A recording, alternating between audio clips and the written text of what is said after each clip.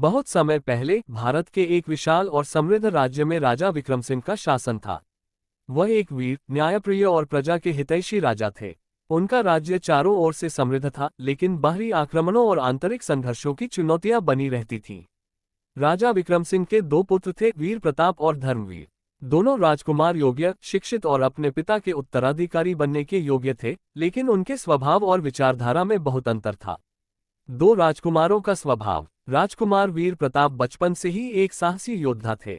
उन्हें तलवारबाजी, घुड़सवारी और युद्ध कला में विशेष रुचि थी। वह शक्तिशाली राजा बनने की इच्छा रखते थे और मानते थे कि किसी भी राज्य को ताकत और कठोर अनुशासन से ही चलाया जा सकता है। दूसरी ओर राजकुमार धर्मवीर एक शांत स्वभाव के, दयालु और न्यायप्रिय थे। वे राजनीति, कूटनीति और प्रशासन में अधिक रुचि रखते थे।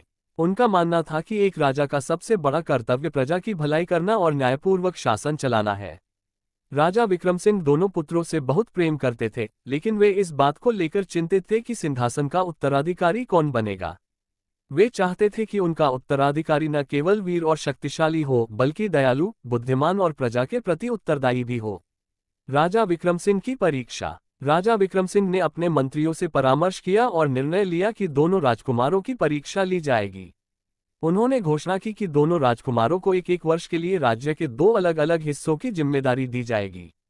जो भी बेहतर शासन करेगा वही सिंहासन का उत्तराधिकारी बनेगा। वीर प्रताप को उत्तरी राज्य की जिम्मेदारी दी गई, जहां लगातार बाहरी आक्रमण होते रहते थे और सैनिकों की संख्या बढ़ानी आवश्यक थी।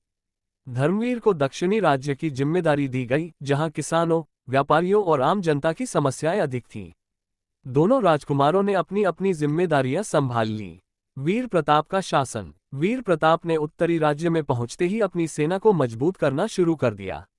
उन्होंने नई भर्ती की, सैनिकों को कठोर प्रशिक्षण दिया और राज्य की सीमाओं की सुरक्षा बढ़ा दी। उनके शासन में राज्य के दुश्मनों पर कड़ी कार्रवाई की गई, जिससे आक्रमणों में कमी आई। लेकिन वीर प्रताप की कठोर नीतियों के कारण प्रजा पर भारी कर टैक्स लगा दिया गया। लोगों को मजबूरी में अधिक कर देना पड़ा, जिससे वे असंतुष्ट हो गए। प्रशासन में अनुशासन तो था, लेकिन भय और कठोरता का माहौल बन गया। धर्मवीर का शासन। दूसरी ओर धर्मवीर ने दक्षिणी राज्य में पहुंचते ही प्रजा की समस्याएं समझने की कोशिश की। उन्होंने किसानों से मिलकर उनकी समस्याओं का समाधान किया, करों को कम किया और व्यापार को बढ़ावा देने के लिए नए नियम बनाए। उन्होंने न्याय प्रणाली को भी अधिक प्रभावी बनाया ताकि हर व्यक्ति को न्याय मिल सके। जल्द ही दक्षिणी राज्य में समृद्धि और शांति का माहौल बन गया। व्यापारी खुश थे, किसान संपन्न हो रहे थे और प्रजा धर्मवीर को एक आदर्श शासक के रूप में देखने लगी। सिंहासन का निर्णय। 1 वर्ष बाद राजा विक्रम सिंह ने दोनों राज्यों की स्थिति का जायजा लिया। उन्होंने देखा कि उत्तरी राज्य की सीमाएं सुरक्षित थीं, लेकिन वहां की प्रजा दुखी और असंतुष्ट थी। वहीं दक्षिणी राज्य में शांति, समृद्धि और खुशहाली थी। राजा ने प्रजा से उनकी राय पूछी। उत्तरी राज्य के लोग वीर प्रताप की बहादुरी की सराहना तो करते थे, लेकिन वे उनसे प्रेम नहीं करते थे। वे उनके कठोर शासन से भयभीत थे। दूसरी ओर दक्षिणी राज्य के लोग धर्मवीर से प्रेम करते थे और उन्हें एक आदर्श राजा मानते थे। राजा विक्रम सिंह को ये समझ में आ गया कि केवल वीरता और शक्ति से कोई अच्छा राजा नहीं बन सकता।